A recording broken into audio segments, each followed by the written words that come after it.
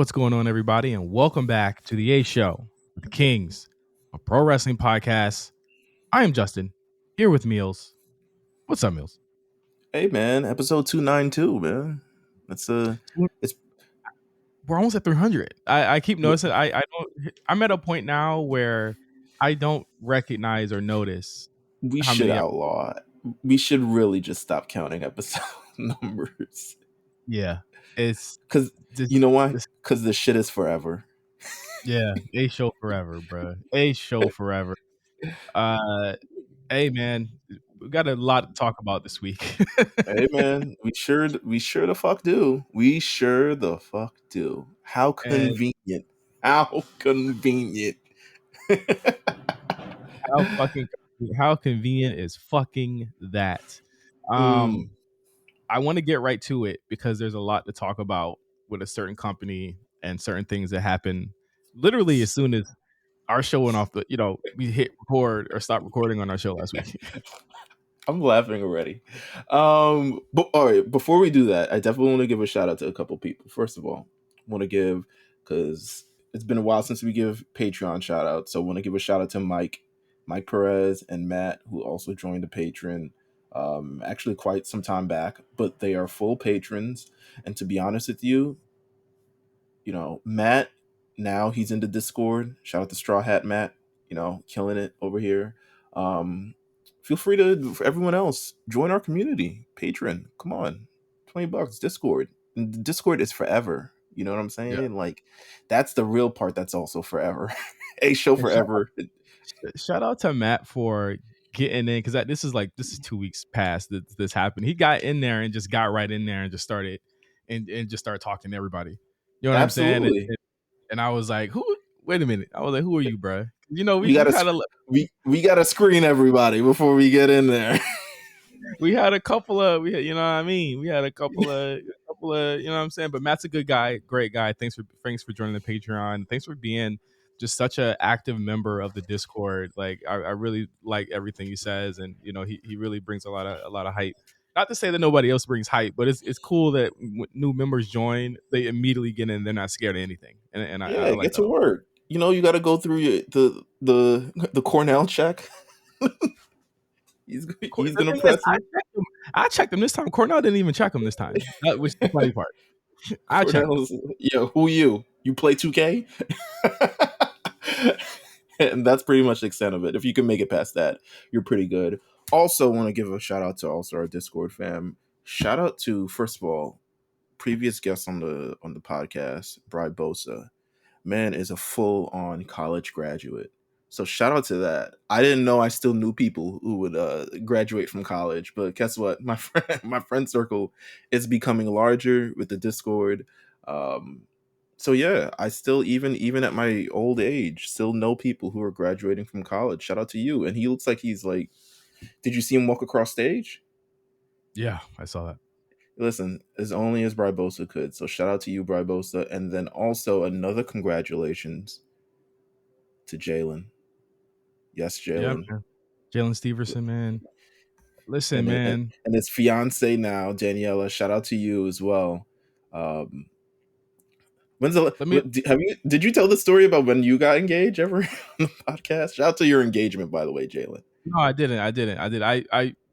I'll talk about it after this. I just have a lot of nice things to say about Jalen. I know I give him a lot of shit, but like everybody knows how I am. You know what I'm saying? Like I think of everybody here as like my brothers, my little brother, big brother, whatever, right? And I met Jalen a year ago, right? This is really like kind of like emotional for me when I saw it, and I felt old too. But I met him a year ago in Dallas, and he just such a cool kid on the timeline and just everywhere. And like I was like he should be a part of what we're doing. You know what I mean? And I always felt that he had he's smart, he's funny. You know what I mean? He has good head on his shoulders, and he's really going places. And I know this has nothing to do with anything on the show, but I just had to shout out my boy here, Jalen, because he's one of the few patrons I met in real life. You know what I mean? Or one of the few members really that I met in real life, and just to see him grow and do all these really nice things and cool things. I'm really proud of you, bro. You know what I mean? So congratulations on your engagement. You guys look beautiful. You're so damn cute. You You know what I mean? Laughed the And shit out of me. it, I was like, damn, I'm good shit. Maybe I got to do something. yeah, I mean, and obviously, if you ever have any questions, if you ever need any information, you know what I'm saying. You can always hit me up. You can always text me. Venues, Yeah, if you or need just me and Wale to show up and perform the matrimony or something. just in general, man. He had a really cute. They had like a really cute like video of how he did it, and that boy hands were shaking, boy. That's why Hey I man, wouldn't want to put that on video. My hands would have. hey, I would have dropped that. hey, come on, Discord bachelor party. We're gonna take Jalen on a ride. Oh, that would be comedy. Oh my god! But yeah, listen, amazing. Shout out to you, Jalen. Shout out to everybody. I mean, everyone who's doing great things. Shout out to you too, man. You just had your anniversary as well. You know, shout out I to didn't know what you. to do. I didn't know what to do for my anniversary. I'm not gonna cap. What does anyone do? You've been together longer than you've been married. So like, is it I now? know. Do you now count the day you guys started? Remember when you started dating? Like that's a day. It's like, oh, that's our anniversary, and now you're Right. married. So like, does It's that supersede it? Like, it's the marriage one. It's definitely marriage because we have a date. You know what I'm right? saying?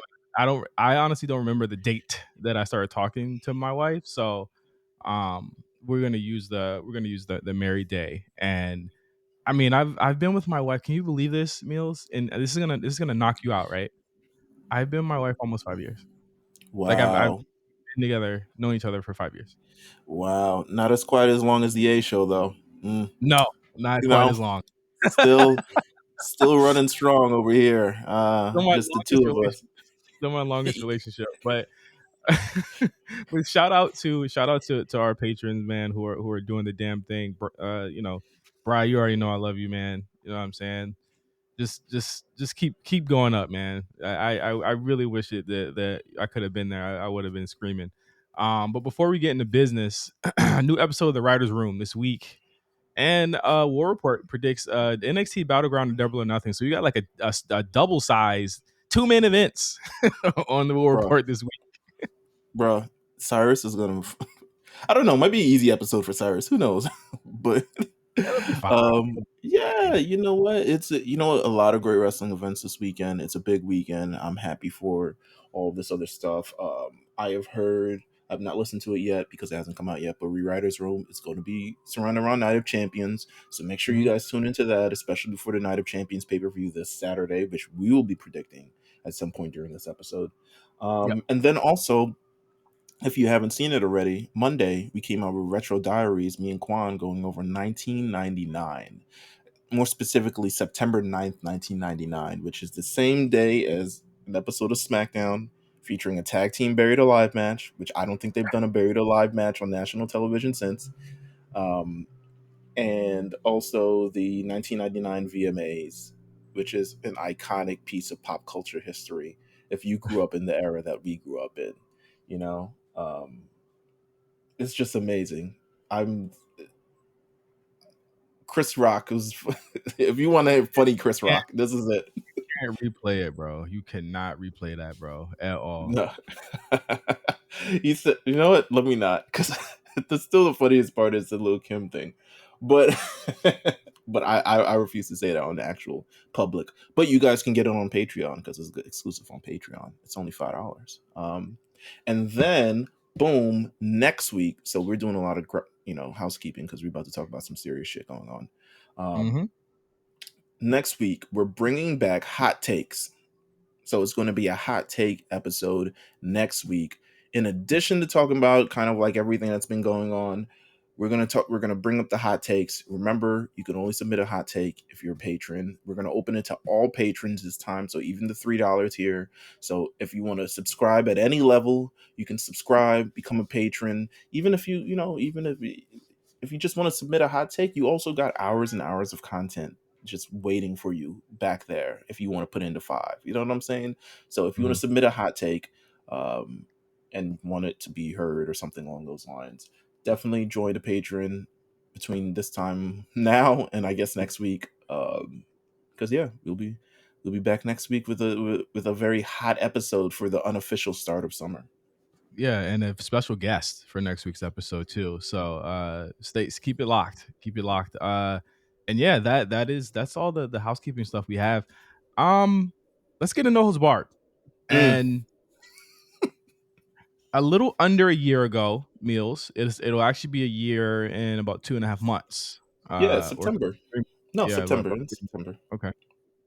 That we had one of our, I think, biggest episodes, one of our most well received episodes ever. You know what I mean? And this isn't going to be kind of like a retread of that. You know what I mean? Because we got to save that for what I think will happen when it happens, right? And it had to True. do with CM Punk and AEW.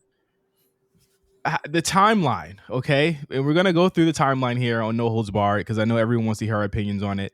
I've kind of stayed kind of subdued in terms of just like actually expanding on some things that I have to say because I feel like I say all my takes on the Discord and the people don't want to listen because I've already said all of them. So I've kept it kind of and I know you haven't said anything. So last Wednesday, it was officially announced at the WB Discovery Upfronts that TNT is launching another AEW show on Saturdays called AEW Collision. We at this point, wrestling fans, considering you'd have thought the press release came out 2 months ago because the amount that we knew already, we knew where it was gonna go, we knew what it was gonna be called, we knew the only thing we didn't know is that it was gonna be a ripoff of the Nitro logo. Mm-hmm. Yeah, and they seemed. I mean, could you say confident? I don't know if it is like necessarily confident, but I could say that like this is something where we've heard Meltzer and many people say that there was a cash infusion of money that was given to AEW for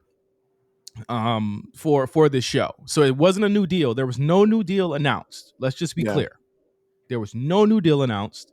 There is no new deal coming up, and this makes sense, Meelz, right? Because their deal is actually up after I believe WWE's. WWE is now saying today that their exclusive, like Nick Khan was on a show that said today their exclusivity window's up, and they are focusing on offers and negotiations with other companies. So that makes sense. You can expect AEW to be doing that at the end of summer. I mean, I'm sure AEW is gonna look at what WWE got and then be like, all right, how can we manage? How can we scale it for us? You know what I'm saying? You And don't. to be honest, I mean, they're gonna try. I think you try. But it's very, very interesting. I mean, it's well, nonetheless, it was announced Saturday. Yeah, let me go. Let me keep going here. So there was a rumor that AEW last week. I didn't bring it up because it was so ridiculous, and I'm tired of stop saying it at this point. I think we're far enough ahead that this isn't the case.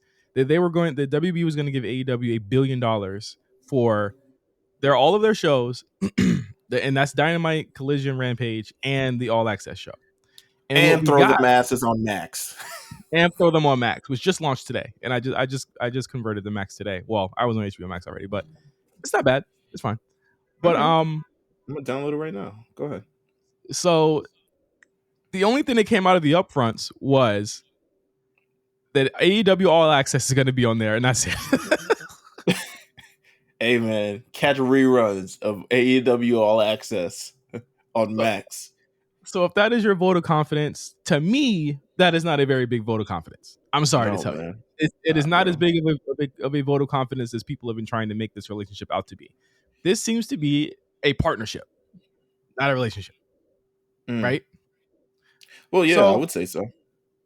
So continuing on at the upfronts, CM Punk was not featured on the promotional material for any of AEW Collision, and WBD executive said that CM Punk is not affiliated with AEW Collision, despite everyone saying this much, and more than this, because this is going to be a big part here, Meelz. Despite reporters, dirt sheets, whatever you want to call them, all saying that he was.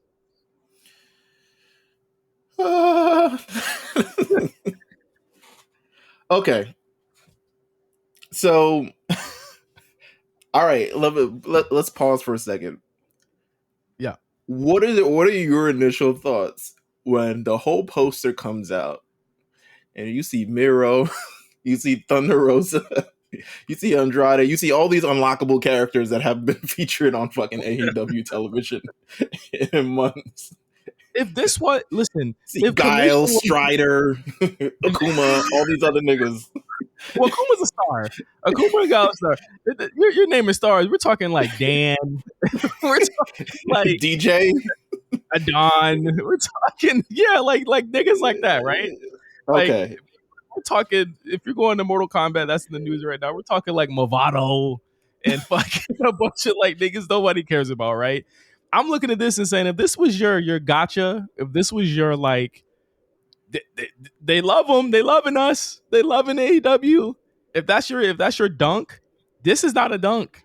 This is crazy. Orange Cassidy and MJF on that cover, that looks like some Wrestling Society X shit. That looks like you could have just put X Pac in the bottom right of the cover right there, and that would have been it. This doesn't look right, and it didn't look right when it came out. I mean, initially, Meelz, I didn't question it. I just thought, well, I was like, well, maybe it's because they haven't announced him, or maybe he's going to come out on the upfronts, but he doesn't. They Well, actually that's what everyone was saying, right? So they were like, so which to me was fucking stupid, by the way, because everyone is saying like they gotta hold a surprise for the actual show tonight, and I'm like, what? not an upfront, not an but that's when I caught myself. I said, not an upfront, because the upfront is where you show off all of your big shiny toys that would be selling Absolutely. things.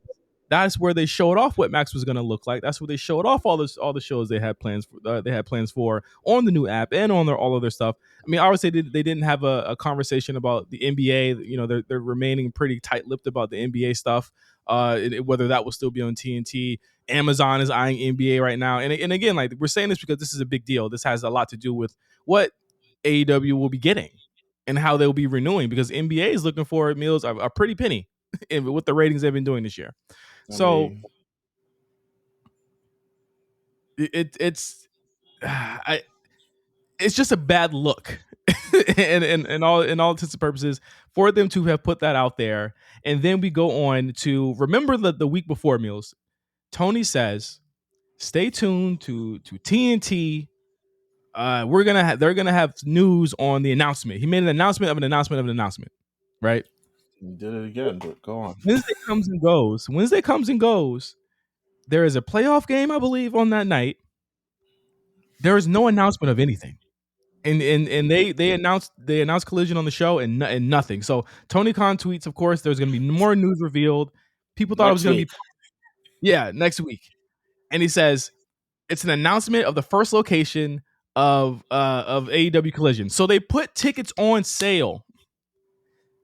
Tell me, listen, y'all know companies that operate like this, y'all would be shitting on all day and tomorrow. They have put tickets on sale for every episode but the first one of Collision, expecting people to buy tickets to a show of which they have no clue who will be on it. Nigga.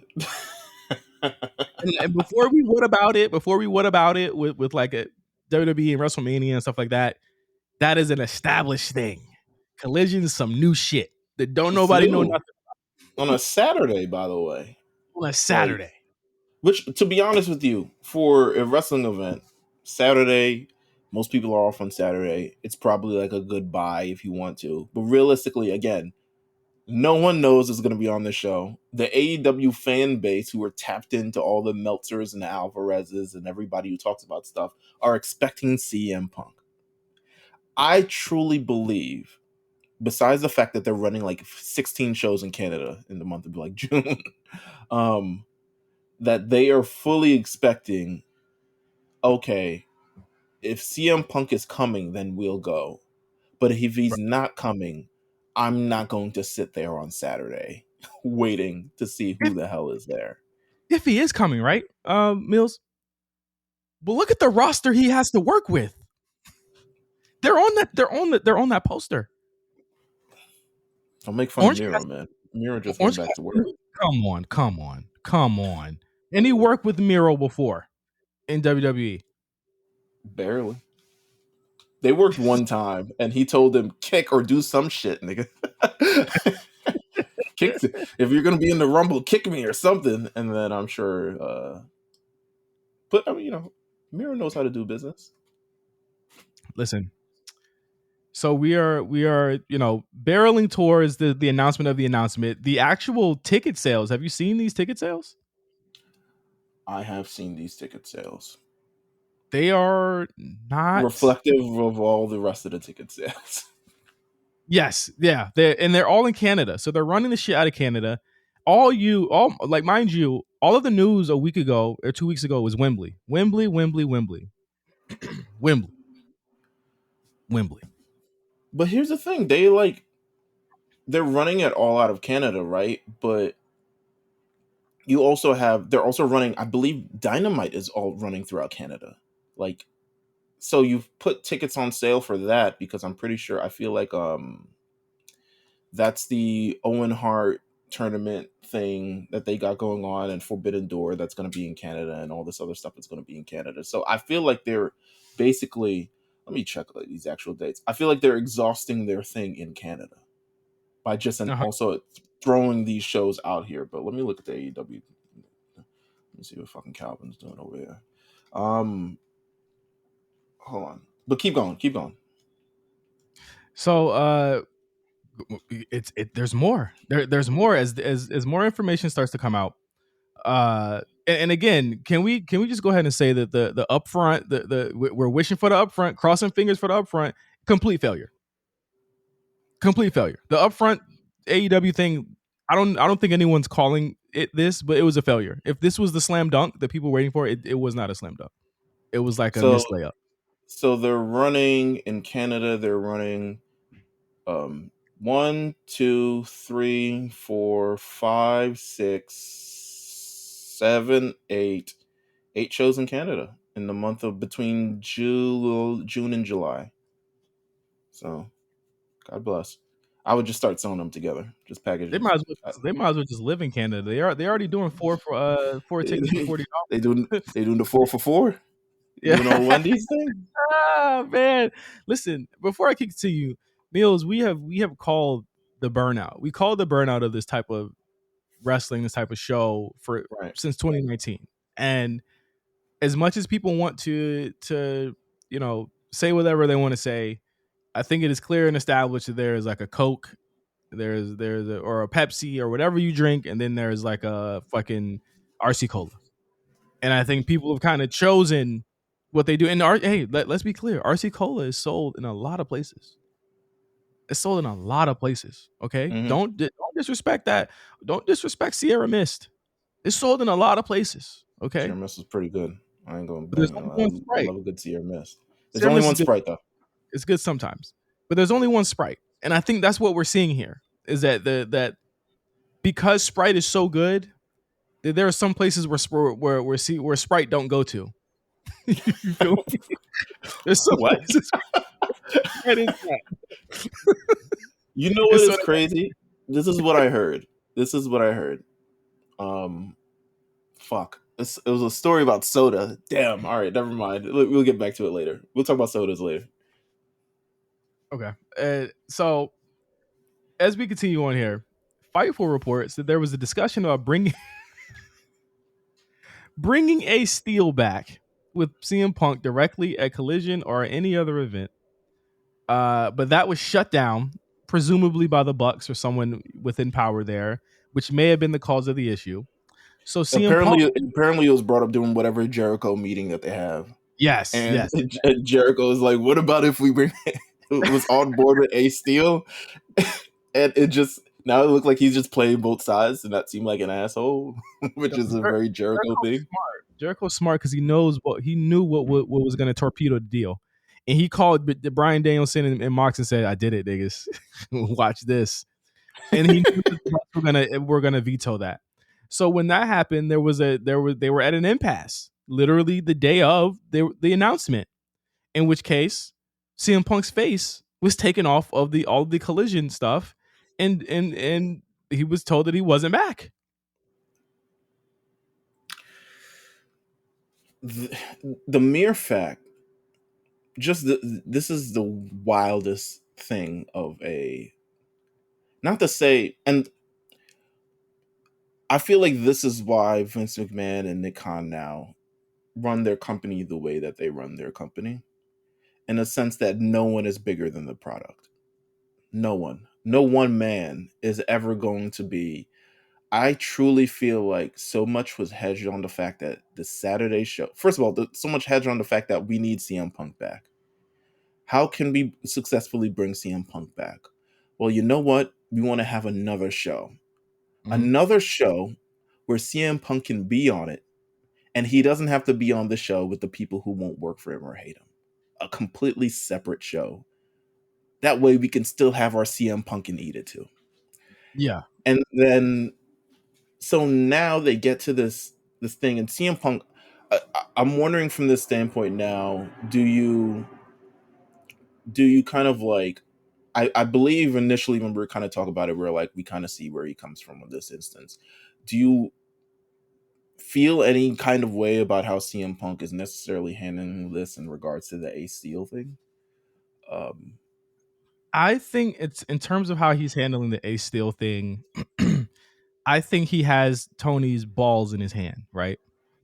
yeah, And anytime he wants to do anything, he'll just put a light squeeze on them, because it's clear now to me that Tony has way less balls than Vince McMahon, way less balls than Triple H, way less balls than Dixie Carter, even at this point. I think there is no backbone there, and it's clear that CM Punk will do anything to make sure that he gets his way. Which he's not wrong. no, I I mean, don't think he's wrong. he's not wrong for this, because I think that he's amassed a fan base where that is actually not a crazy thing. But I also think he's doing this to, like, in a sense, protect himself, right? Yeah. Like, there's a level of the trust with the company that CM Punk has that's lost. And the only way that he can feel comfortable in this kind of situation is if Ace Steel is on board. 50 Cent is not traveling, he's not gonna get a hype man that's not Tony Yayo. No, It's just not gonna happen. absolutely not. Busta Rhymes is gonna carry Spliff Star everywhere that he goes. This is the only man who can help make this show work for him. Yeah, Ace and I Steel and think Spliff Star, for sure. and and I think that you know when it comes down to it, he's seen what other people have done. I always go back to that podcast when he talks about Brock with the Jimmy John's advertisement. And I was like, that's such a weird thing for you to bring up. Like, who cares about the Jimmy John's thing? Right. But he always advocated, your mileage may vary. You may be Adam Page here, or you may be, anyone else here. It may have just been for himself, right? You could argue that he just wanted that type of love for himself. And I think he's finally starting to get it. And I would do that too. If you could have any control of anything, at your workplace, then you would do it. And they're paying you top dollar. So Brian Alvarez, of course, gets out there. Him and Meltzer, they get out there and they do their kind of anti-punk thing, which causes another firestorm over the weekend of he said, Which she said which stuff. I watch Alvarez quite frequently, actually. It's just something to do at 3 p.m. That's Joe Rogan. Whatever. It's just something to do at 3 p.m. during the day. And he vehemently denies that he has said anything wrong about CM Punk. But to be honest with you, the way people are navigating the story about this, and we've said this for a long time, negates everything that was done to CM Punk before the actual fight happened. Mhm. They kind of like start their story of like, and CM Punk punched these motherfuckers in the face and had a bad thing in the press scrum, ignoring the fact that these guys were, he felt like he was being attacked and antagonized, especially not only at work, but through wrestling media in general. And that's why his disdain for this comes. So Yeah. then, yes, on that Wednesday where he's not on Dynamite, by the way. Yeah. Yeah. Exactly. Well, here's my thing, right? Realistically, we have about less than a month until Collision airs. When did they announce him? They have a pay per view this week. They can't. It would be the dumbest thing ever if they announced him there. Are they going to announce him at the pay per view? Because that pay per view really has nothing going for it right now. I would think similar to kind of like what they did with the MJF thing or something along those lines. Like, I would believe if there's an opportunity not only to do this at a pay-per-view, but maybe even kind of like rehabilitate their image with like him talking about everything that he's been through over the last number of months at a scrum. I'm not sure if that's the best thing to do. But there will be a scrum at Double or Nothing. But to kind of like talk about everything that was, but also like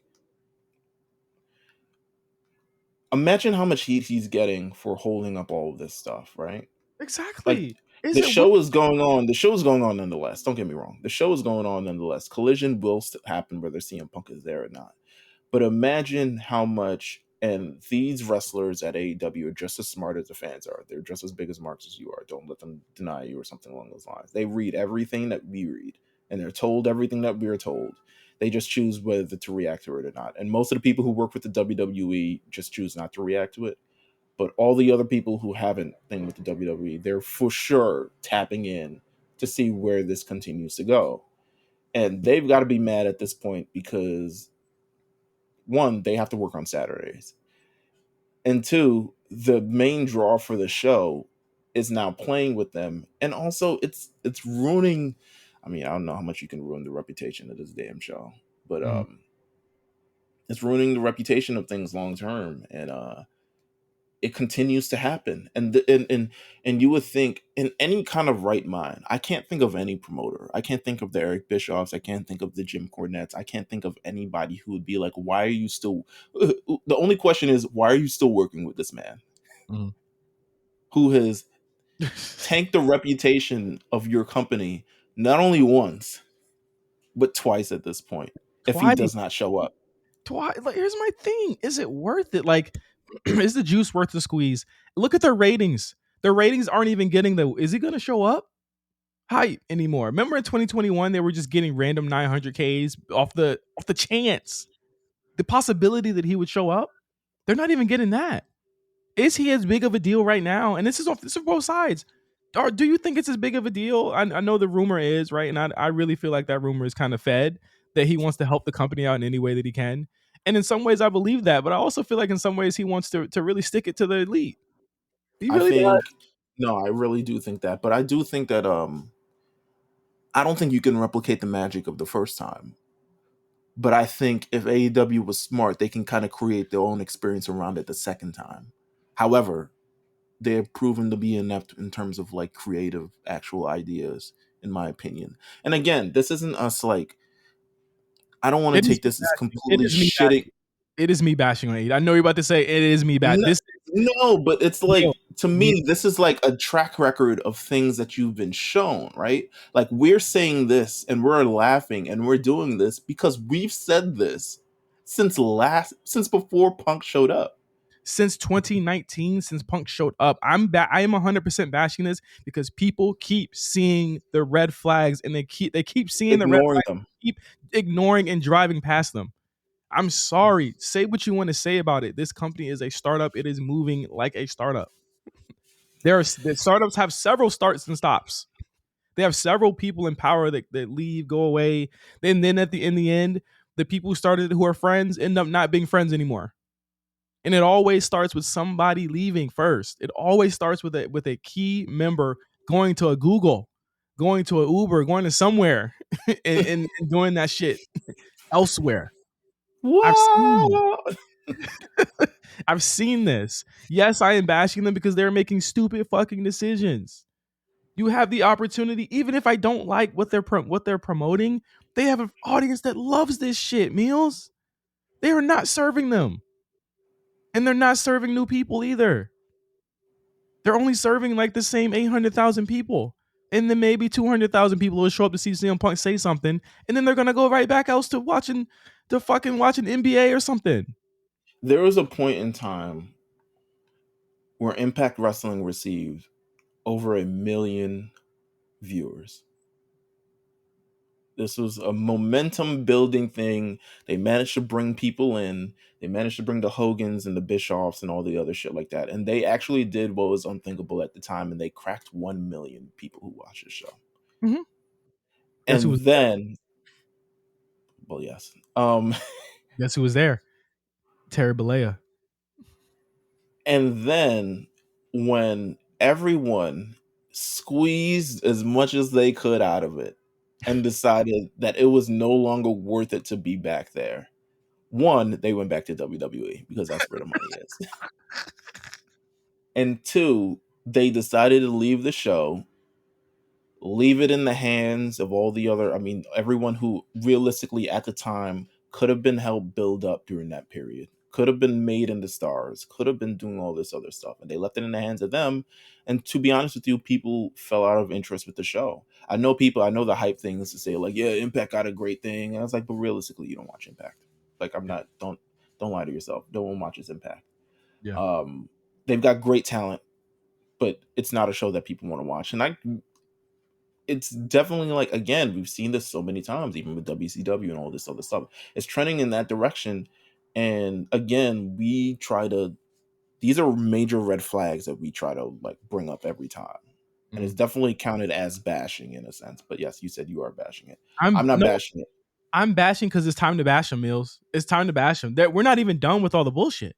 No, We're not you're even not. done. We have a full list, y'all, of shit that's happened over 1 week with this company. It's literally our whole news segment today. I said fuck, we can't even talk about nothing else because it's all of this. We can't. The only time we talk about them is when it's drama. How could we not bash? I'm bashing. Let's get to CM Punk in his living room typing on Instagram. So CM Punk gets out there. You sent me tweets, Meelz, of people that had me blocked. So I'm sorry. I'll read them. Yeah, there you go. I'll read them earlier, but yeah.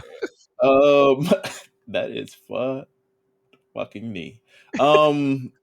Because I looked in the Discord earlier and found the tweets there, and then that person had me blocked. So I had to find tweets in a third party.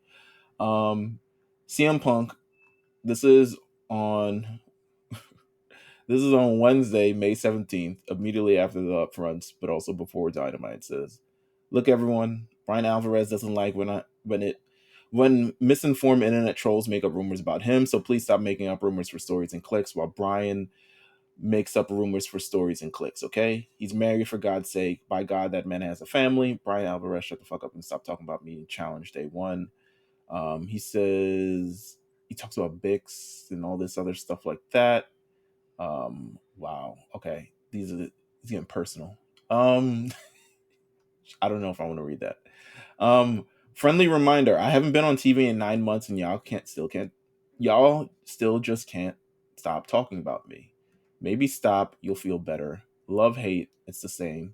I don't enjoy being the sole person that props up the entire misinformed clickbait industry based on toxic gossip from lying sources. But what can you do when when you're the king, it comes with the crown.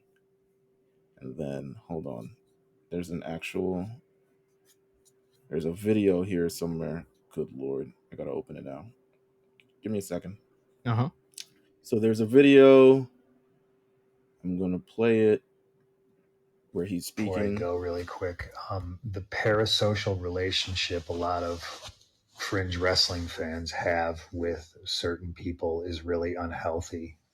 I get the tribalism, like it's fun to root for your team, but picking sides seems a little silly. You don't know me, you don't know anybody else.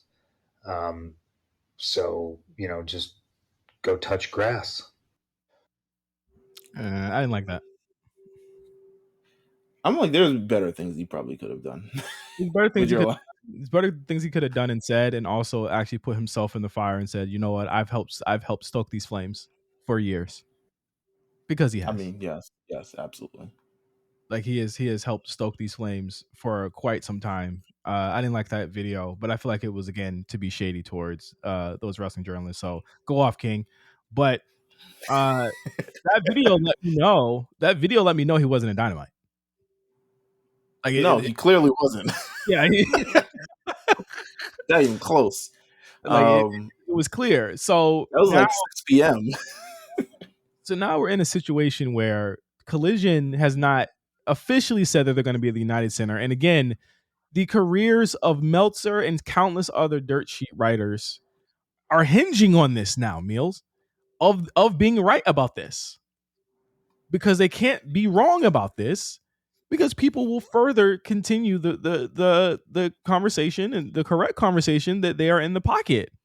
There are so many journalists that, after this is said and done and the smoke clears, whether Tony's taken out of power and AEW's moved to True TV or whatever, that will have lost. So listen, listen. At this point, it's a foregone conclusion. It's a foregone conclusion. I don't give a fuck about Wembley. Is a band-aid on a gaping wound at this point. I'm being so real. I'm being real right now. This Congratulations is to that, but the bleeding is not going to stop. Yeah, the 60,000 in Wembley is not going to make this entire situation stop. Now, is there a chance they can come with a resolution? And I mean, to be honest with you, based on when you listen to this episode, you would have hoped they would come to a resolution at least tonight. But They we'll haven't. see kind of where it goes. I mean, it hasn't been reported that there was one for sure. So again, starting off this new show, they don't have a venue, or at least a confirmed venue as of yet, for the first show of this brand new show that comes out in less than a month. So the rumor is AEW Collision, if CM Punk does not come to some sort of agreement with AEW, that they will be airing live from Daly's place. The show is it's done. The show is over. The show is over. I'm not trying. I am not joking. The I'm show sure is niggas over. will show up to Daly's place. I'm sure niggas will show up. The show is over. They'll give out comp tickets like they did during the pandemic. They don't have to. That's their place. They don't have to pay for that. They don't need revenue from that. And to be clear, they're also going. I mean, they're going to Chicago like a couple days later. So it's not like them avoiding this is basically them avoiding the embarrassment of, like, throughout this entire month and a half, while it hasn't been officially promoted, it has been wink wink promoted that CM Punk will be on the first episode of. Yes. So they'll be in Chicago still June 21st, a couple of days afterwards, and we'll see kind of like how that goes. But I'm not sure what smoke they're going to try to run from or anything like that. But ratings are, and let me tell you, I've never seen anything like this. It's, in terms of a company like this, wrestling company, sports or otherwise, come back from the lows that they are hitting right now. Last year, it was like, okay, they're going through a slump. This year, it's a full-on free fall. You go from 1 million to 900 to 800 in 3 years, 4 years, whatever it is, right? highest rated show on Cage Match. AEW ratings are falling. They're not filling stadiums like that, or arenas or gyms like that anymore. Double or Nothing. Didn't they just announce the whole card yesterday? I mean, I'm not sure. It remains to see what's going to be on that actual card. I mean, we can pull it up. You can hear about that on the War Report. You'll definitely hear about it long form on the War Report. But yeah, Double or Nothing looks bad for them. I mean, not Quan, he'll love it, but I feel bad for it. I feel bad. Double or Nothing certainly looks like one or the other for sure. This is a card which is Adam Cole and Chris Jericho, Ethan Page and the Guns versus the Hardy Party and the moaning nigga. Jay Cargill. Isaiah Cassidy's my guy. I don't care. That's because he's from New York, bro. That's y'all all stick together. Jay Cargill versus Taya Valkyrie again. Blackpool Combat Club versus the Elite in the Anarchy in the Arena match. That's the first. Actually, no, that's the second no DQ blood match that they're gonna have on the show. By the way, the Adam Cole Jericho one will for sure be a bunch of neck dropping. Orange Cassidy and Aaron Solo versus Powerhouse Hobbs versus QT Marshall versus 17 other people who have not been announced. Hey man, it's a Blackjack Battle Royal. Why is Aaron Solo out of all the people there? I don't know. Whatever. I don't know. Wardlow versus Christian Cage. Christian, cut the fucking shit and go home. Hey man, just come home, man. You look in great shape. You don't have to prove anything anymore. You're not working harder than everybody else. Just come home. Ain't nobody there working at all. FTR versus Jeff Jarrett and Jay Lethal with Mark Briscoe as a special guest referee. So get ready for the heel turn. MJF versus Sammy Guevara versus Jungle Boy versus Darby Allin in a 4-way. This is a dynamite. Hey man. You get this on Dynamite. Oh, Jamie Hayter. Did I say Jamie Hayter, Tony Storm? There you go. No, you didn't. Yeah, but here we are. This is bad. I've never seen as much as the most that you could hope for right now. The most you could hope for right now is that they stabilize where they're at and to stop their free fall. But I've never seen anyone come back and just start hitting a million again, ever. I don't think it's impossible, but I don't think it's going to be consistently enough. You've never seen it happen. I think they will hopefully. I don't know. I don't know what's going to go on. Anyway, Talk to me in 3 months. Hey man, ratings dipping, attendance is dipping. Double or Nothing Sunday. They're even more uncertain than the last pay-per-view that they had, and everyone was like, "That was a good pay-per-view," and then they went right back to shit. But all right, so they spent the last 9 months without CM Punk. I'm not sure if they anticipated his return or anything, but Wade Keller had a great question that he started off his article with, which was, so what happens if CM Punk doesn't come back to AEW? Like, truly, what happens if CM Punk does not come back to AEW? Has this man been given too much power, been too much things, where the mere fact that if he does not could very well tank the reputation of a company? Could turn people away. This is what he's always wanted. For success to hinge on him. It's what he's always wanted. Let's see what happens. I believe Steel back, man. I fully believe they will announce Chicago this week. I fully believe they will announce CM Punk this week. If they do not, I will never be so angry to be wrong here, because that's not going to sit well with a lot of people. I think but if they don't announce CM Punk, they look weird. But if they do announce CM Punk, there's also the potential of them running off a couple people as well. Not a couple. A lot. There are deals that are coming up, brand new deals, old deals. A lot of things is coming up. The CM Punk saga continues, baby. Yep. Well, we will keep you posted. We just went 40 minutes on this, so yeah, we'll see. I have a feeling, Meelz, we're going to be going another 40 very soon. Hey man, I ain't mad at it. This is the most ridiculous shit that I've. This is shit that was happening in WCW in the 90s, according to all the Observer reports that I've fucking read.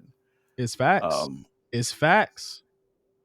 It's nothing but cold hard facts. But real quick, so we got to get through a lot of stuff here.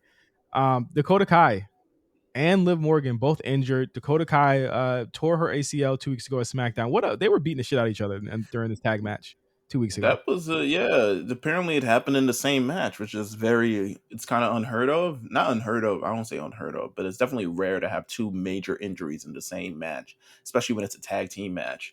But Liv Morgan had hurt her shoulder. Dakota Kai tried to do a move to hopefully protect Liv Morgan, end up tearing her ACL, and now they're both out for an extended period of time. What this means for Damage Control probably means that split is coming either sooner or it just doesn't happen at all. And then for Liv Morgan, I think it's a great, while I do believe in the fact that you gotta miss people sometimes to really truly appreciate them, I do think it gets in the way of a large wave of momentum that she had, especially with her standing on the roster. Mm-hmm. So best wishes to both of them. Hope they recover and get back in the ring. Yeah. Not the only injury this weekend. No, not the only one. I mean, Mercedes Moné was at New Japan Pro Wrestling show. Moné Watch about to be on a crutch and for a couple bit, but it's Moné Watch. Go ahead. So Moné Watch, hey man, you hate to see these types of things happen. She injures her ankle, broke her ankle at the at the show. She was going against Willow Nightingale. There was a one-night tournament going on for the New Japan Pro Wrestling Strong title. Uh, things were going as it was. Looking at the video that I saw from all the different angles, they had so many angles. It was like the Zapruder film, bro. They were just looking at all the types of fucking angles. It looked like the spot to me was that she was supposed to slip. There wasn't supposed to be a move that was supposed to be done off the top rope. I guess it was supposed to be Willow pushing her or something like that. She's supposed to slip off. I think she landed wrong because when she goes back into the ring, Willow's in position to counter her or whatever. Yeah. So it looked to me like it was a planned spot, but a big mistake on the landing. She finished the match, which let me tell you, in any other company or very few companies would have stopped the match. I think the match would have been stopped. I think it should have been stopped. I think she definitely had But more. I think just because they're crowning a new champion and they need to get the belt on somebody, and that's probably why I didn't stop. Yeah, I get it. I get the visual of having her beat Mercedes. I think that's such a huge moment for Willow. Really cool moment for her. But there was a chance that could have went really wrong trying to take a Dr. Bomb one legged, and it looked Yeah. like it landed really hard on her head after that. So best wishes go out to Mercedes. I mean, what do you rate kind of her free agent New Japan run right now as? I I hate to see mean, it could be worse. not end like this, but I hate to see it like have to take such a long elongated break like this. But it just there were good matches and there were strange promos, and that's what I got Yeah. from her. Yeah, I think it could have been worse. I think she's still navigating. I think, to be honest, just give her enough time to like settle down and also just like kind of plan out her true next steps. But if there's any inkling about Forbidden Door, that door is slammed shut after this. Mhm. Um, so yeah, definitely a wrench in her plans. Yeah, absolutely. Let's go to some quick news also on our shows too. I think we brought up the Nick Khan TV stuff a little bit earlier in our conversation. Um, Yeah, so they're open to pretty much anything right now. um, I would say that whatever I could see NXT being folded. Mm, I can see it being folded into back into the network. I think it probably needs to be folded back into the network. I think that it is very clear to me, Meelz, that NXT is back to being kind of like the developmental like place now. A lot of people on that show have left that were kind of the lifeblood of their workhorses, right? Like a lot of them are right, gone. Cameron Grimes, he's left that.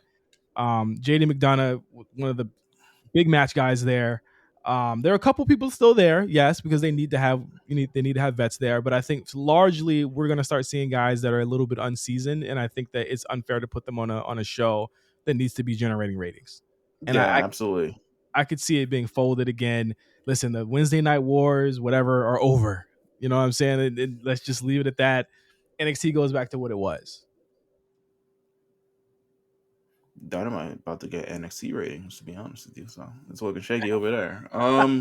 But no, I mean, Nick Khan talked about they're open for a third hour for SmackDown, which I would hate, but I would understand it.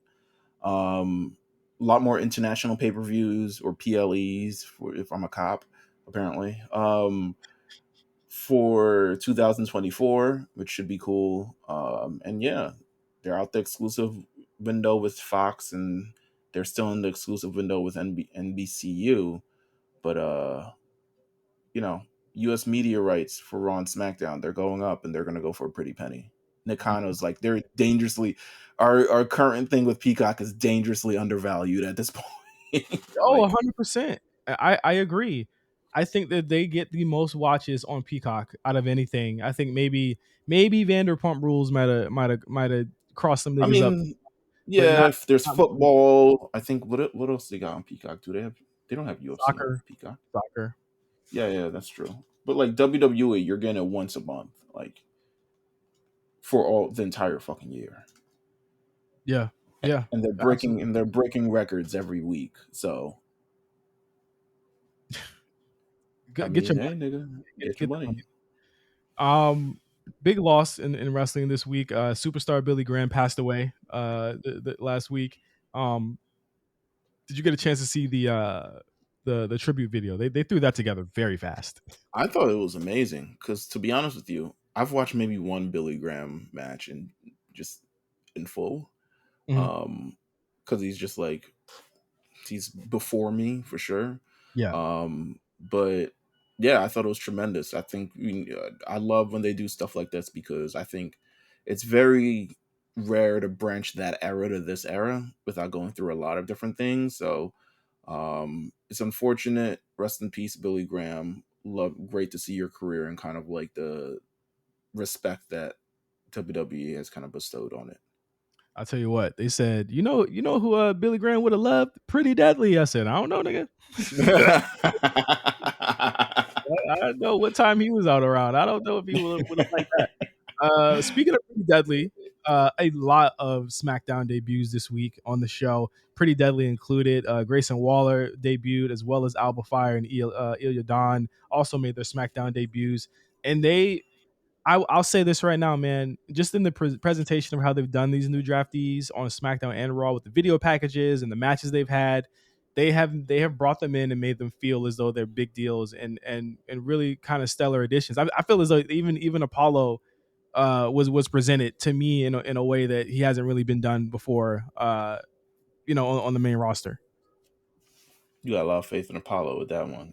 I don't. I'm saying the way he's presented. The way he's I presented. I mean, see. I think that Yeah, Apollo is yeah. what he is. He is what he is. But the fact that they put him out there immediately, Meelz, I was like, oh, okay. I see what they're trying to do here. Good finish to that match. I liked it. Yeah, it was really good. What did you feel about the debuts? I feel as though if I had to rate all of them, Pretty Deadly probably goes first to me. I see that they're blue chippers, and I think Yeah, that the booking is showing that right now. yeah, they got the time. They're able to do all the other things. So I thoroughly enjoyed their debut. Alba Fire and Ilya Dawn, we were like, we are the only tag team champions here on this bitch. Um, so I love that, and I think the tag team division. I mean, I would love to see them rule the main roster tag team division. I think they're fucking awesome, and I think they're the only in a short time of them becoming an actual tag team. NXT still managed to give them like a backstory and a whole like arc and all this other stuff like that, and I think they can do damage on the show. I think that it is interesting that they're not factored into any of the other tag team stuff, and I think that they should probably rectify that pretty fast. But I know the live injury came out of nowhere for them, so I'll throw them a little bail here. I But think they're setting up for who their opponents are going to be. Like I think this tag team championship thing more so sets up Alba Fire and Ilya Dawn when they challenge them for uh-huh, sure. yeah, for sure. We also had the Grayson Waller effect, which was a weird placement for this. I felt. I think that if you're not going directly to AJ, then why would you do that? Because it looks like AJ has about two other feuds lined up in the next couple of weeks, and Grayson doesn't factor into either of them. Yeah, I think he's just seems still to be maybe a little bit injured. Just needs something to do. But also Grayson likes to antagonize people, so it's kind of like I think in this role, I think the difference between him and the Miz is that the Miz is not going into business a little bit more for himself. He's kind of letting the subject be the subject of it. But you can see it at least stepped up and Grayson Waller did his thing. But who knows at this Yeah. point? I just hope he gets back in the ring at some point in the near future. Speaking of AJ, Karrion Kross made his intentions known. I see what they're doing, Karrion. They're giving him a lot of big name baby faces to kind of set the tone and see how he hangs with all these guys. And again, I don't think he's bad. I don't think he's a bad wrestler. I think that he needs a big character change because I don't think anyone cares about what he's doing currently. I agree. Like Triple H, you love bikers. Why don't you just make him like some guy who wears biker jackets and comes out and beats people up? I think that to me, what like take the spooky shit away from him, yo. Like I just think it's not working right now. I agree. I agree. SmackDown's already been taped. I've seen the spoilers. I don't know. I mean, I guess we'll be more reacting to what happens in Clash in Night of Champions next week. So like the spoilers are what they are. This seems to be a pretty fun show. From what I've seen. So either you watch it or you don't. They'll recap it literally in 12 hours after anyway. Yep. On Raw, Shotzi debuts on Raw. Good change up, good switch up, because she was about to get lost in the shuffle on SmackDown. I wonder. So you think she's officially on Raw now? Because it didn't make any sense considering she's still a SmackDown person teaming up with a Raw person. I think she. I think Okay, she's. so She's on I Raw. would, yeah, I would push her to Raw, especially if Liv is going to be out a considerable amount of time. I would definitely have her on Raw for sure. Absolutely. Raw was again a good build up show. Really good Cody stuff going on there. A lot of Cody shit going A on. lot of I didn't Cody put it in the thing, but I want to talk about it when we get to the thing. in a great main event with six person main event with KO, Sammy, and Riddle versus Imperium. It looks to me, Meelz, like they're starting to build Matt Riddle up again. Hey, I mean, they gotta win. They gotta win. How Only can that, Imperium can take an L, but he the gets, Judgment Day cannot take an L. Apparently, he no gets a L's for Judgment Day. Riddle gets a video package and he gets a character change again. So it's less of the stupid stuff. He's not coming out with the scooter anymore either. Oh, okay, I could see that. It's looking like they're restructuring Matt Riddle. So we'll see what happens. And a lot of people thought he was going to take the pin here, and he did not. I'm fine with Imperium losing here. I think that's what Kaiser and Vinci are there for, is to take the pin. Yeah, I think you can lose every now and then. You know what I'm saying? Like every now and then you can lose. You know? I'm fine with Finn. You know, Nakamura it took two dudes to beat him again. They are building Judgment Day to be that, because the thing is like Bloodline's not about to be what it is in the next couple of weeks. I mean, here's my thing. Yes, Finn took like one loss in the thing, and that was in the tournament finals to Seth. I feel like Shinsuke Nakamura can be involved within this title contention thing, and he needs more notable wins under his belt. Not even just like wins just in general, because apparently anyone can beat the Miz. But like he needs more notable wins, and I thought this was a great opportunity to do so. And apparently they thought not. Especially Finn's not even on Night of Champions, so I feel like we could have took the L. Fucking Nakamura Usos took the L. Nakamura isn't either. Yeah, but like that's the point. Like he needs to build him up. We need to build Nakamura up. They're starting to feud, bro. The feud just starting. If you don't think Nak about to get all them wins back, you tripping. I just saying. All right. I think they got. Champion. I think they listen. I heard they got big plans for the guy. All right, he's gonna be fine. Right. I said the same. Did I say the same thing for Finn a year ago? I want to see what PLEs they starting to announce at the end of this year. Let me see where the PLEs is gonna be. The Japanese PLE about to pop off. Anyway, hey man, let me see when them Japanese PLEs, them Tokyos. So Night of Champions taking place in Jeddah, Saudi Arabia. Have you noticed that the Saudi Arabia talk been a bit muted this year? I feel like there's been so much other stuff going on that the blood money convo hasn't come up. Not yet, no. But yeah, I think people are over it. It's been 5 years apparently since they've done this deal, so I don't think people will ever get over it. But I think that the fact that they're doing more other worldwide PLEs are like really the reason why people aren't saying much anymore, because it used to just be them. Now right. It's everybody. So does it help the argument, or does it kind of mute it a little bit? What do you think? I don't know. I think people, to be honest with you, I think people are just not. It's exhausting to keeping up with something over a number of time, and I think they just don't anymore. Like, I don't think the conversation around it. I think everyone kind of knows what it is at this point, and then it's also produced a lot of great events. Like you argue about fucking Crown Jewel last year, and then you watch fucking Logan Paul versus Roman Reigns, and you're like, holy fucking shit, this shit was awesome. So, WWE does their best to entertain, and the entertain usually blocks out all the other stuff that's kind of going on, to be honest with you. Yeah, that is true. So, Night of Champions, reporting live. It's going to be in the morning for me. and early afternoon for you. So that'll be cool. A That's good. thousandth Yeah. a thousandth day of Roman Reigns' reign as the Universal Champion, or is on this show. 1,000 days. It's crazy. And it's fucking nuts.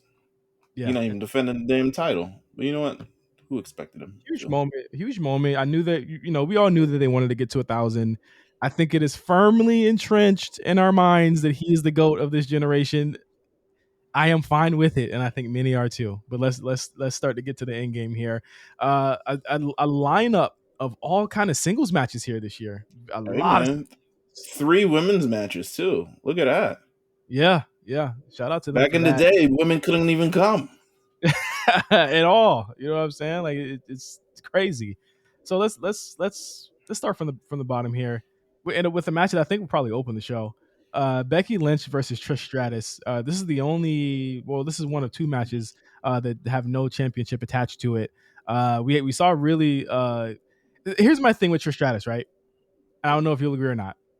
The content of the promos are good. Yes, Her absolutely. delivery is strange to me and Sh- way too nice. sh- she's not obnoxious enough. And Yeah, I think, and I tweeted this, that like she needs to turn the volume up a little, because there at some points I literally cannot hear what she's saying. yeah. Like I she like need, but it's it, just, sorry, go ahead. it's the mom jokes. I think like Hershey like the chocolate. Like it could work. It's giving Ronda Rousey Right. about, but it could It, work. it needs to, like, we need like 15% more obnoxious from her. Like she really needs to like become the real evil villain in this role. And I think she's really playing it cute, but she's playing it too cute. Because let me tell you who wasn't playing cute on Monday. Becky fucking Lynch. No, Until that she told her woof woof and get the fuck out my ring. You know she what I'm saying? is rhyming. That's her new thing now. Is that she's rapping now, and you could tell Becky hanging with niggas now. You could tell she hanging with niggas now. Anyway, I thought that and again, I don't think it's a net negative for the segment. I don't think Trish Stratus's heel turn, which I knew, I've been saying it for months that she's probably going to turn heel, and I think it's going to be cool.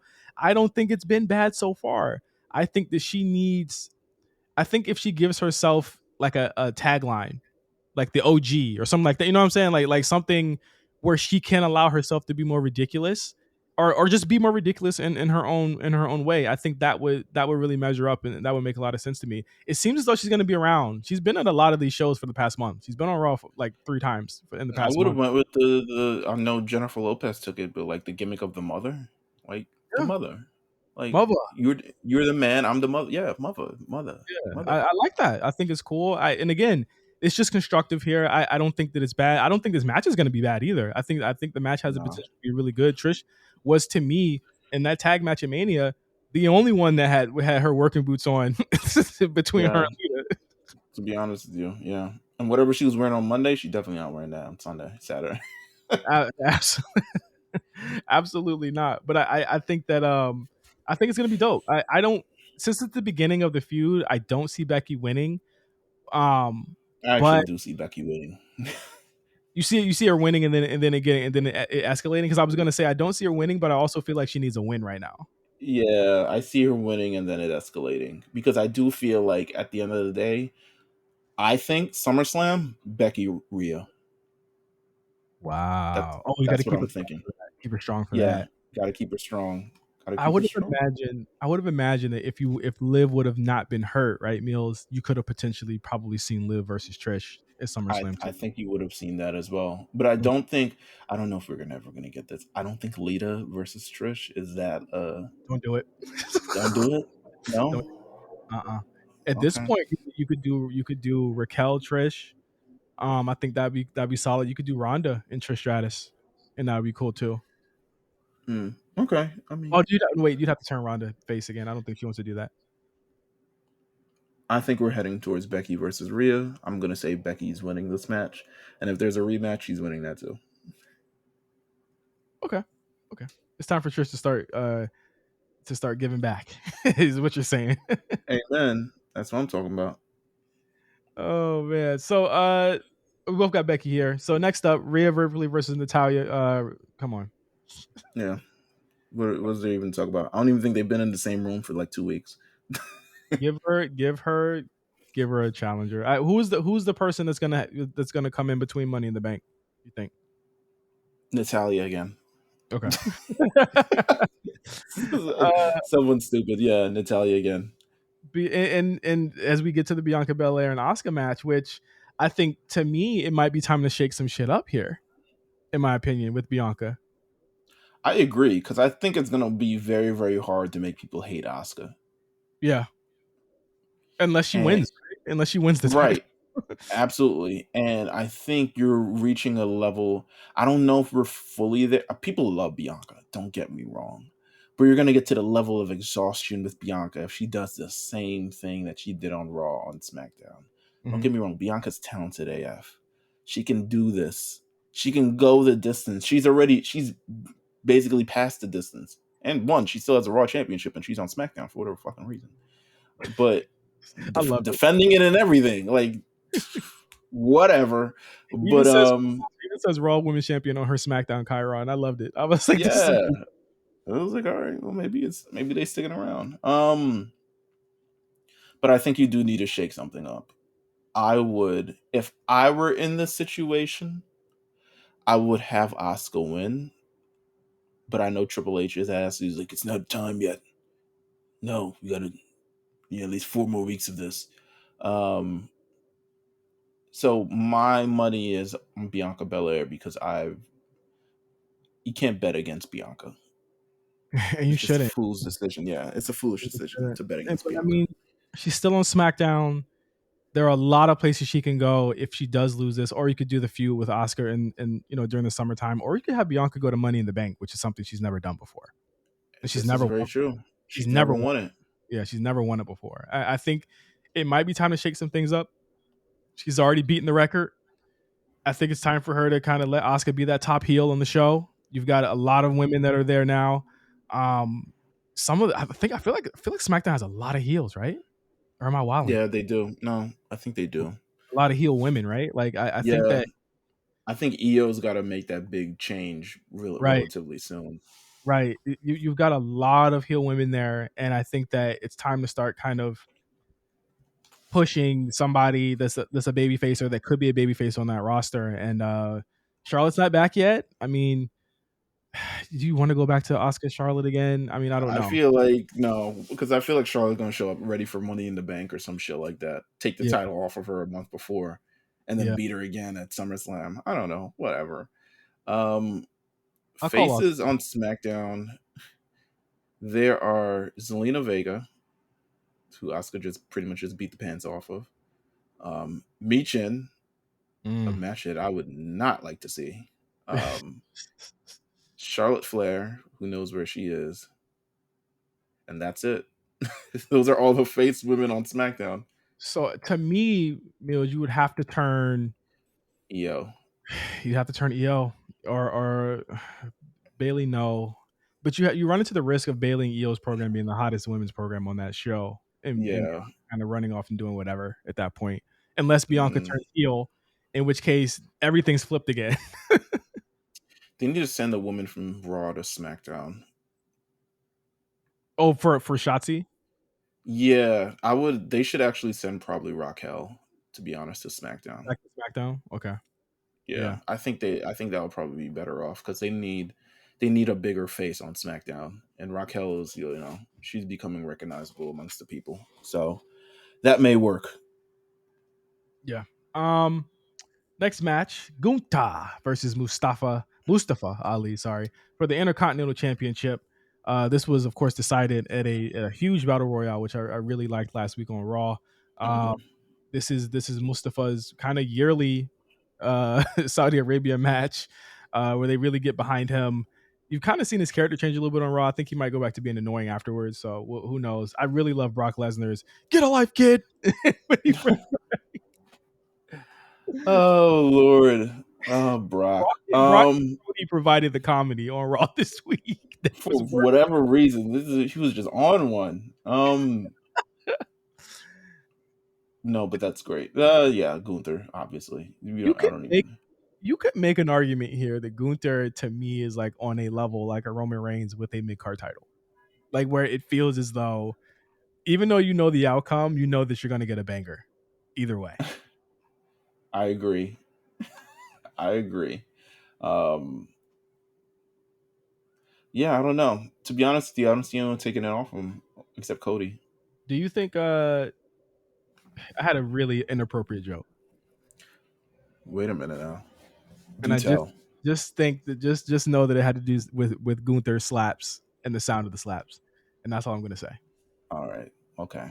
All right. Yep, there you go. Next match for the tag team. Full joke in Discord. See you later. Actually, Sign no, up.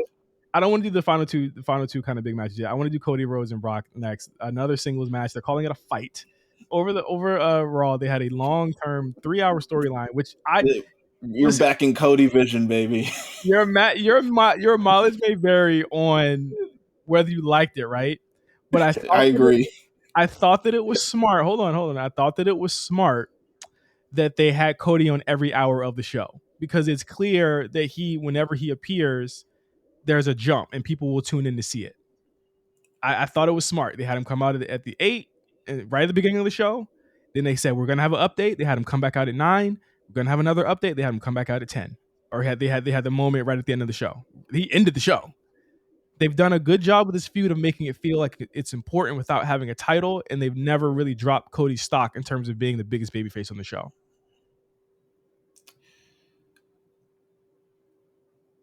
This him hitting him with the propane tank in his hand is just I was just like, oh god, Cody's doing the Cody thing again.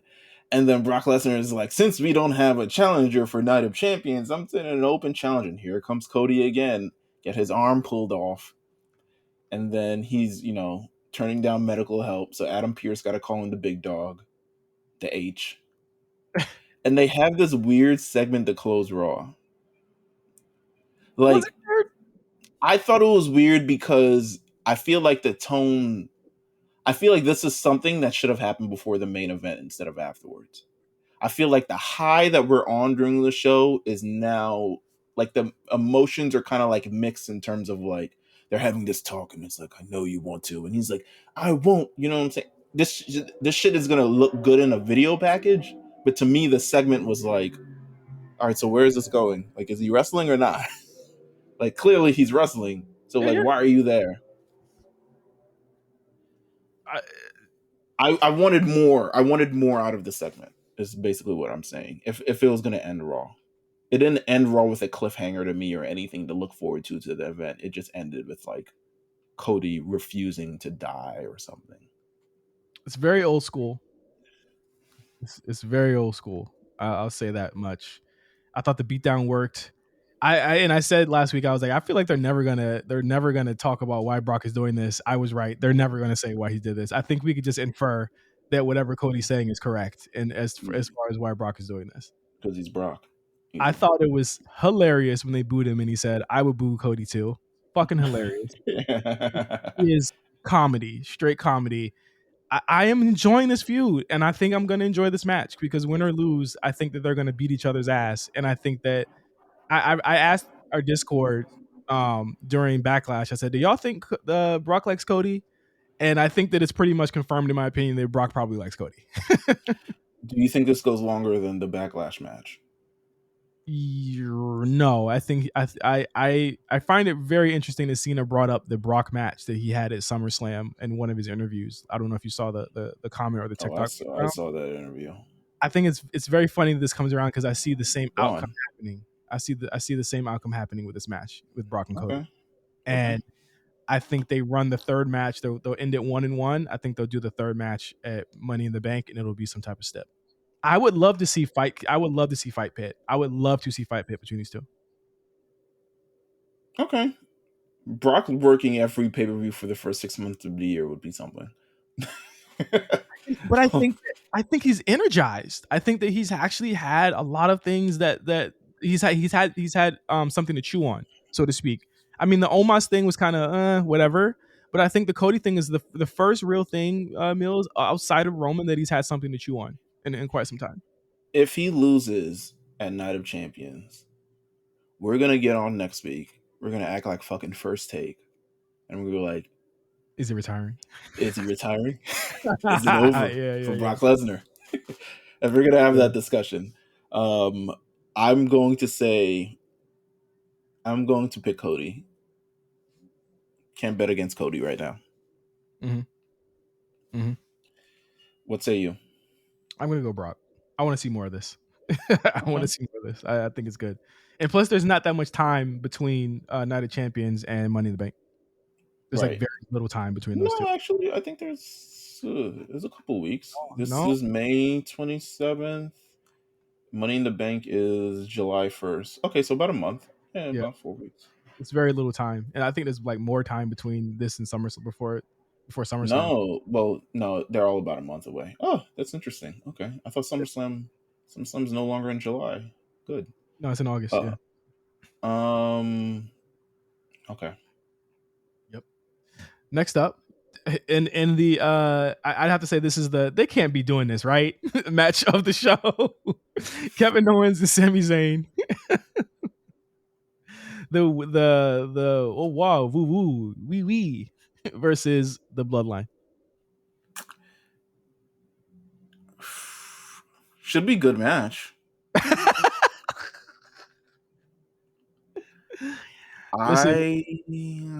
This is Bloodline theater. Don't think too much about it. It's Bloodline theater. Don't let them fool you. This is Bloodline theater. This is Roman Reigns and Solo Sikoa versus the Usos for the undisputed tag team championships. Are we getting this? They're not a real tag team, okay? And I think that, and I guess we'll see more of this on SmackDown for if you watch the spoilers or whatever. I think that the Usos will definitely come into play here. There's no way they're not showing up. Is this also the lightest Saudi Arabia card they've ever done? Like in terms of just ain't no Goldberg here, no Undertaker, not many people going. I think shout out to them for giving people their Memorial Day weekend, but I don't think that the Bloodline are winning these. Just think about it, Meelz. Here's the thing, though. Just think about it. I mean, they setting up other stuff on the other shows. Don't get me wrong, but if there's one way to get Roman Reigns back on Raw, it's to win these tag team championships back. I'm going to say, yeah, we're gonna get a fuzzy finish. We're going to get. I'll tell you this. I don't think Roman will be the one that's getting pinned. Of course not. I do know this. I do think Jey Uso will fuck this, or Jimmy will fuck the matchup and sell, and niggas will definitely lose the match because of them. You know what? Let's say I'm gonna pick Kevin Owens and Sami Zayn, but I reserve the opportunity to change this depending on how tape SmackDown goes. I gotta see how they air this shit. If they are fucking winning these tag titles, I gotta see how they air this shit. I gotta see what magic they put under this. You know what gives me doubt? It's his 1000th day, so like, of course they would give him other titles. Can you? All right. So here's the thing: you can imagine him at the end of the show holding up all these titles like fucking Thanos, right? Yes, I could. With the music going on, it's the fucking TikTok meme of like. No, but another thing that's killing me right now is that there's no way this match main events. It's not what it's being sold on. This match isn't what it's being sold on. So there's no way. I don't think it's main events. No. That's why I don't think it's gonna happen that way. God bless. I mean, I don't know. I'm like, that's why I say they're not really gonna do this. Like, no way. I don't know. Solo could beat up Austin Theory tomorrow and get a belt. He don't need the tag belts, yo. Austin Theory ain't doing shit with that belt, yo. He don't need it. Sheamus, come on. We'll see. I'm gonna pick Kevin Owens and Sami Zayn for now. I'll pick him too. It's a pick that I'm not completely confident in. Yeah, not at all. I've heard this nigga's music too many times over the last 3 years. And what I think of and what I think will be the main event here, Seth freaking Rollins versus AJ Styles for the World Heavyweight Championship. Listen, they've done a lot in the last 6 weeks to make this important and to make this feel like it's something that's going to kind of change. It's not going to change the industry like they're saying, but it does feel like this is going to be a title that they're going to hold in a pretty high regard. They're bringing the lineage back of the original big gold belt. So whoever wins this will continue the lineage of the belt they got absorbed into the WWE title a couple of years ago. So that's all fine and well. That's all fine and good. But this is Seth Rollins' match to lose, and I think in order to do this and do it the right way, you give him a really competitive match against AJ Styles to set this thing off. I don't think AJ loses anything here, Meelz, from losing to Seth Rollins, because I don't think he's going to lose. There's no one on that SmackDown roster that I believe him losing to other than Roman Reigns anyway. But Well, listen. I also Also, he's not faking. He's not fucking defending this title against Karrion Cross. I'm gonna tell you that. So, so that's another bonus thing. I'm gonna keep it bug with you. These Seth Rollins promos, I'm not feeling them at all. I don't I'm like not. the character. I don't like that he dropped the character in them. I feel like if he played the kind of wacky character, I think they would have came off a lot better. And I think they made a couple of things. Also, I feel like it's a mistake to have Corey Graves interviewing them. I would have gone with someone kind of like, if you can book someone kind of outside the world of wrestling, it makes it seem a little bit more intense. I'm not saying get Ariel Helwani to come do this, because he is an actual reporter, and I don't know if he wants to play the character on this. But I feel like someone outside the realm of WWE would have done way better. Would have been better in the situation, not necessarily do way better. And then also, like, you're not Mick Foley, nigga. Like, you're Seth Rollins. You won Royal Rumbles and all this other shit. Like, and another thing is, like, they're doing this hit job on Roman too, which makes me think that WrestleMania 40 match might happen. Mm-hmm. So they're like, I love Roman, but I don't like Roman. And I'm like, oh, brother. Like, I don't know. And then AJ Styles didn't do anything in an off thing interview to make it seem like this wasn't a secondary title either. So He ain't about to win. think he was He ain't mad. He was salty. No, I don't think he's salty. I think he understands the role that he's going to play on Saturday. I think, you know, that's where it's going to stay. I think it's completely fine to have AJ. I mean, I don't feel like whoever Seth beats for this, you can't complain either way. I think they're all good choices for him to beat for this title. But I think that, in terms of where he goes after this, AJ's going to be fine. I think you could immediately send him straight to Roman Reigns in the Bloodline, and I think that works. Um, I feel you on the interview stuff, but again, it's like they have to add context to Seth Rollins' goal here, and they're trying to establish him as the guy on Raw. And I think for him to be the 1B, 1A, however you want to put him, it doesn't really matter to the Cody situation. You've got two top guys there, and you got to bring Seth up to that level, right? And I think that it's cool to add context to that. I did like some of the archival footage. The only thing I didn't like about it was that he didn't have his, the laughing voice and all that stuff. Like I thought that don't Yeah. have a character, because that's why people really liked him. Don't have him turn. Yeah. And this Don't is have why people turned on him initially. Yeah, like don't have him turn back into 2019 Seth. I think that he was definitely a good baby face with the wild, wacky Joker character, and Absolutely. I don't want to see them change that too much. But I think that, I mean, you still see it in his interests and stuff like that. So I don't know. I just hope he doesn't turn back into 2019 Seth. Just keep the same energy is what I pray Yeah. for. In terms of this match, I mean, come on, we Seth, already it's yeah, Seth, yeah. we know it's going to be a banger. It's his to lose. He's on Raw already. I think it's going to set Money in the Bank off right to have an actual chance that Seth could be cashed in on, which he'll probably be cashed in on, or Roman will be cashed in on. And again, it resets the table. I think there's so many things that I feel as though they've done right with the draft. I still think they need to work kind of on the women, and I know that the liver injury is something that was a freak accident. They couldn't have planned for that, but I think that after this, Bianca and Rhea really need somewhere to go. And I think they really need some type of attention. And there are a lot of other women like Tegan and stuff like that are just kind of sitting out there. But I think in terms of setting the table, I think they've done a pretty good job post draft. 2-3 weeks out of it. It's a good pay per view. You got stuff to look forward to Saturday. Got stuff to look forward to Sunday.